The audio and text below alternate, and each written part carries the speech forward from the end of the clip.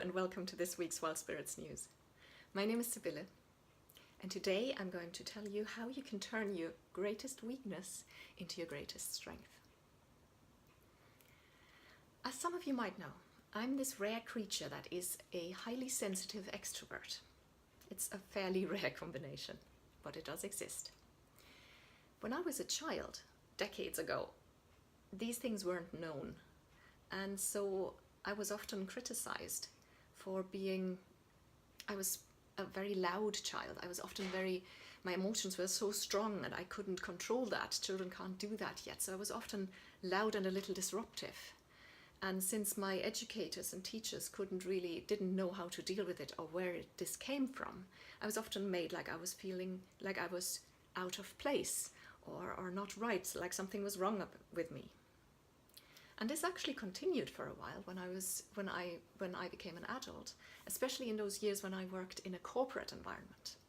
I always had this feeling like I had to keep myself under wraps, like I had to keep a lid on who I really am, because that was not welcome in a corporate environment. And whenever it did come through, like I was passionately becoming a passionate advocate for a customer and let this side of me come out a little bit more, I was often criticized by management or other people that this was unprofessional, that this was not, this was too emotional, and this is not the way of acting in a corporate environment. Do you know what? It probably isn't. But it made me feel like I was wrong and once again not fitting in and not right, like I was doing the wrong thing, like something was wrong with me intrinsically. Fast forward to a couple of years to my coaching, and suddenly my high emotional investment in my work, my passion and my enthusiasm are my biggest asset. It's what makes me good at the work that I do, and it's what allows me to do all this work, like providing valuable free content like this video that you're watching right now.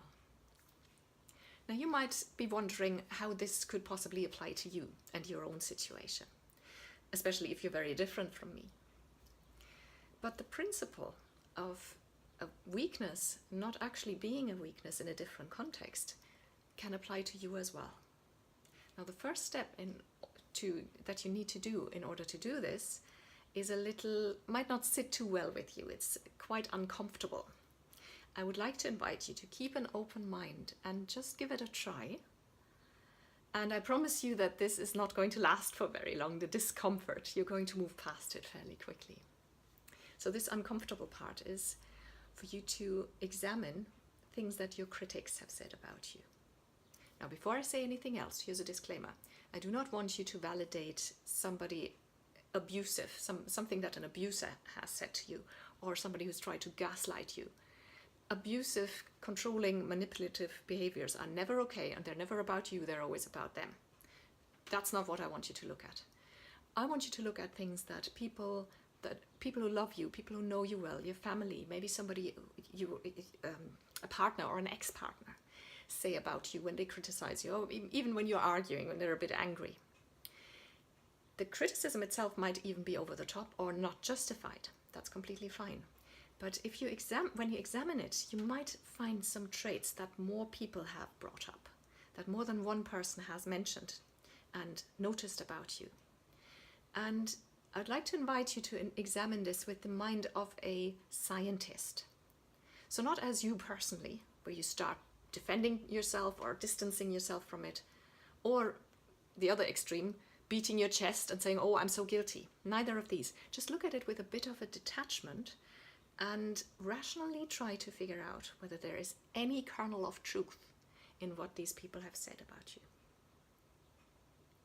And when you arrive at that point, when you say, yes, this particular bit of criticism that has come up in all my relationships, or with all my partners, or with my family, or with this friend and another friend, that's actually something I do. That is something that is a personality trait of mine. This is a behavior that I have been known to display.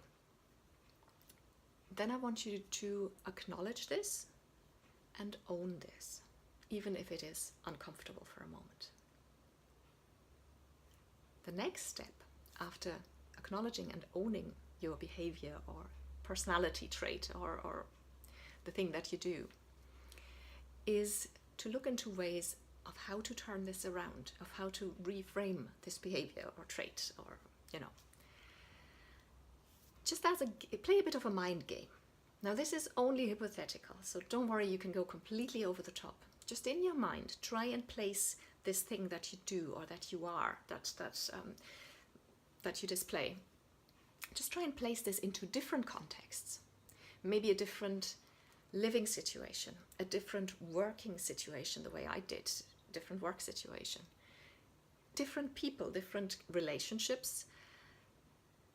Whatever you can change, factor as many different things that you can think of, and see whether it can fit somewhere, and see whether this might actually be, in a different context and under a completely changed perspective, be a good thing.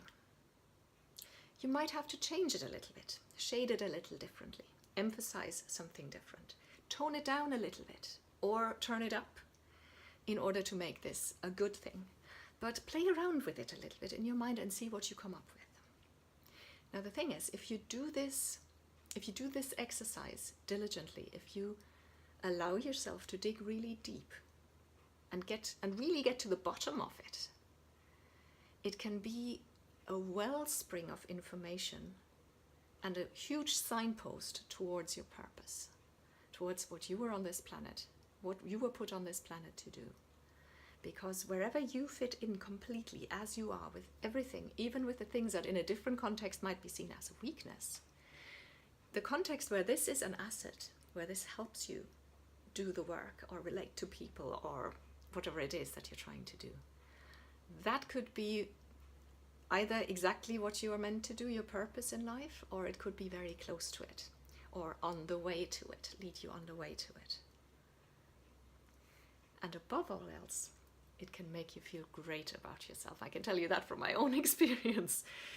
It's such a beautiful feeling to no longer feel out of place, but to know that you're doing what you're supposed to do with your whole undivided self. There's no part of yourself that you have to hide, because all of it contributes to this work, to this what you're meant to do.